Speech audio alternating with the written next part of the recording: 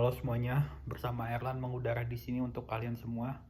Di video ini gue akan sharing tentang satu hal yang amat sangat penting untuk kita, namun kita sering abaikan itu, yaitu mengakui perasaan yang sedang kita rasakan. Banyak dari kita kalau kita sedih, kalau kita kecewa, kita lawan, kita tepis. Tapi apakah itu menyelesaikan masalah ya? Jawabannya enggak, karena gue pernah ada di fase itu.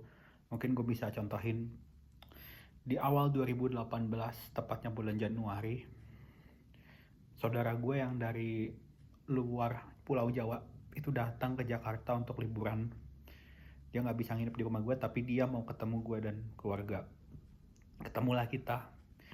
Dia banyak spend time waktu sama adik gue, sementara gue enggak. Sampai ada masanya dimana adik gue dapat kesempatan spesial bersama dia, dan kesempatan itu nggak memihak ke gue gitu.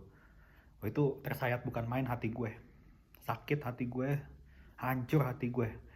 Tapi ya gue ingat waktu itu gue kan laki-laki, jadi ya gue udah lawan kesedihan itu bagaimana caranya, karena gue juga punya kegiatan yaitu sekolah gitu.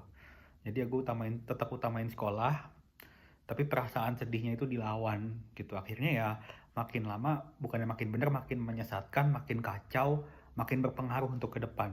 So, pelajaran yang pertama adalah jangan pernah melawan atau menepis perasaan yang sedang kita rasakan. Terima aja perasaan itu, izinkan untuk dirasakan, dan keluarkan perasaannya. Kita juga manusia yang sangat-sangat powerless. Kita tidak punya kekuatan apa-apa. Kita ini terbatas. Kita manusia yang juga bisa nangis, bisa merasakan kesedihan.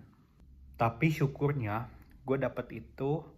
Maksudnya saudara gue yang di luar Pulau Jawa itu datang lagi ke Jakarta di bulan Maret 2022 setelah 4 tahun kita nggak ketemu. Dan akhirnya kesempatan yang tadinya didapat adik gue itu jatuh ke tangan gue.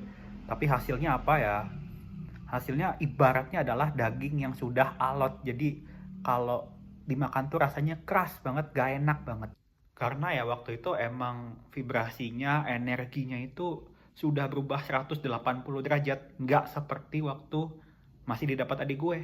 Cuma karena waktu itu pengen banget, seolah-olah biar impas gitu ya. Ya masih aja bodohnya itu, stupidly masih gue kejar begitu. So ini pelajaran yang kedua.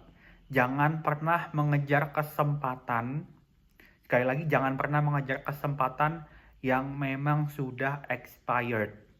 Ibaratnya ya udah jangan makan daging yang udah keras gitu. Karena kalau kita masih berusaha mengejar itu, ya itu akan berakibat negatif terhadap kehidupan kita. Bahkan hasil yang keluar pun belum tentu sebagus yang kita harapkan. And the most important thing is that serahkan semua masalah kepada Tuhan. Percaya aja sama rencana Tuhan, karena rencana Tuhan itu jauh lebih indah. Percaya bahwa Tuhan punya rencana yang baik untuk kalian. Tuhan akan mengganti kehilangan kalian dengan hal yang jauh lebih menyenangkan dan memuaskan hati kalian, bahkan bisa membuat kalian tidak menyangka-nyangka itu. Alright, semoga apa yang gue sampaikan ini bermanfaat. Sukses untuk kalian semua. Tetap semangat.